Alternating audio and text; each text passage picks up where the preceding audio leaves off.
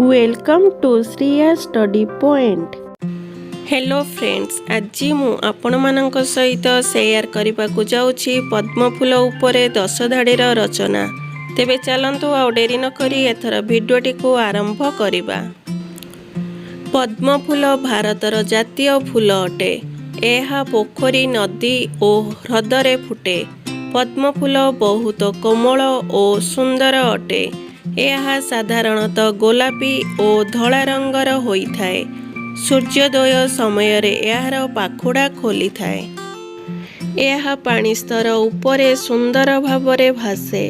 पद्म फूल को धन वैभव और सौंदर्यर प्रतीक बोली कहा जाए। एही फूल पूजा और साजसज्जारे व्यवहृत हुए। पद्म फूल माता लक्ष्मींकर आसन अटे। एही फूलरे अनेक औषधीय गुण थाए। Thanks for watching my video.